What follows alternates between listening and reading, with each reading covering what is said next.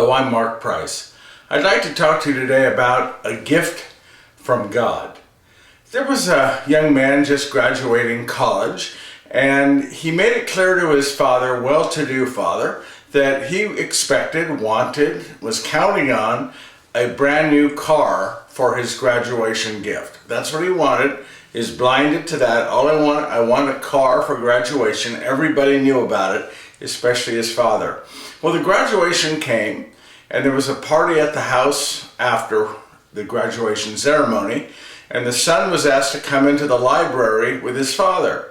He came in expecting his gift, and his father handed him a Bible, said, "Here's your gift."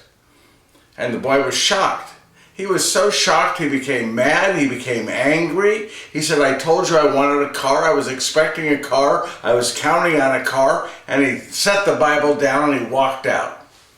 And you know, his father died a few weeks or a month later, something like that, and the son had never reconciled with his father. And he was back at the house for the ceremony, the memorial gathering for his father, and he went into that library.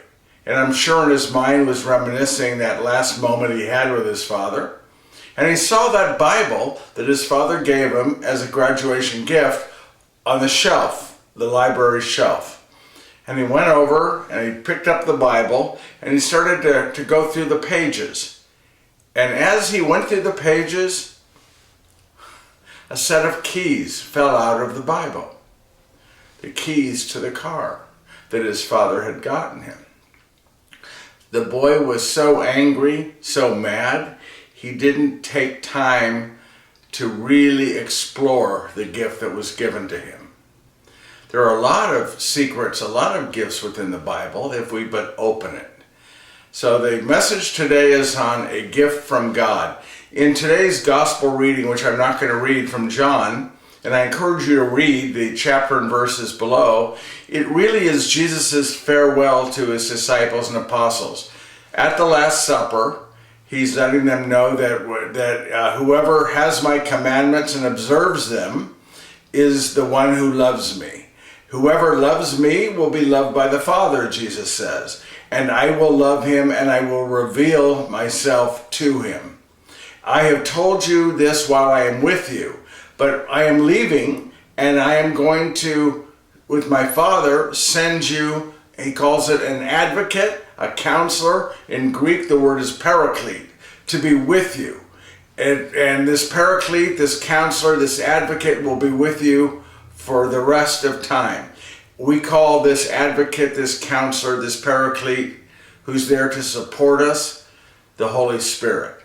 And the Holy Spirit is God's gift to us. The Holy Spirit is there for all who believe, to be there for us, to lead us, to guide us, to be inside of us always.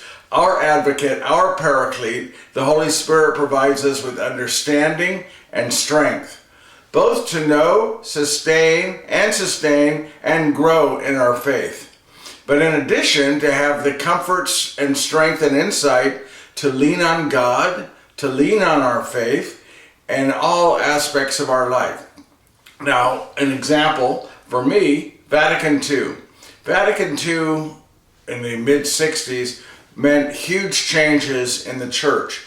Now, if you're much younger than me, and I'm in my mid-60s, if you're much younger than me, you have no real recollection of what it was like pre-Vatican II, Latin Mass. I was an altar boy in Latin Mass. I had to wait for my cues to ring the bells in Latin, and there were just so many changes that came about as a result of Vatican II.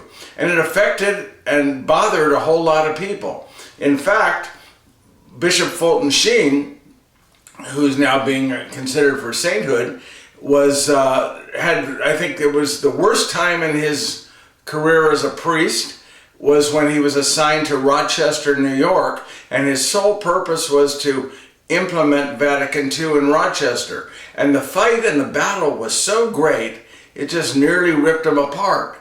There was that much furor over the changes that the church was implementing in 1963, 64, 65, 66. And it took a while, of course, for all of the changes to be implemented. I remember in my own life, my mother when Vatican II was starting to be implemented in our family, our home parish, my mother didn't like it. She was born in the early 20s, and her idea of what it meant to be a Catholic was the bells and the smells, as we used to say. She loved the church for what it was, the comfort it gave her that she grew up in. And she didn't want these changes. She didn't like the fact that it was English. She didn't like the fact that people were holding hands during the Our Father. She didn't like the folk music. And so she stopped going to the Mass at our normal, I think it was 10 a.m. on Sunday, and would go to the 7 a.m. on Sunday, where it was much quieter, much more traditional. And she would go to daily Mass, which was much more traditional, because it was her way of trying to hold on to what she knew. And this is the Holy Spirit. The Holy Spirit spoke to my mother and motivated, inspired her to say to me, Mark, just because I'm not appreciating, I don't like the changes that have occurred in the church, that doesn't mean you shouldn't. My church is what I knew it to be.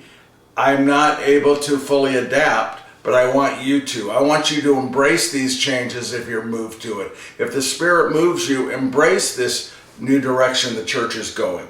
So it was the Holy Spirit that motivated my mother to say such powerful things to me. I mean, many people would say, well, I don't like it, so you can't like it. But my mother was different. My mother said, I don't like it, but I want you to embrace it, because faith in God is more important than how we get there. Your faith has to grow. You have to learn what faith is all about to you. Continue with it, and it's your church now, is effectively what she said to me. And it was the Holy Spirit that allowed me to embrace it, to embrace the changes and to go along with it. So the Holy Spirit works within us, works through us to motivate us. One of the things that I tell people is that I'm a cradle Catholic, but I also say I'm a creedal Catholic.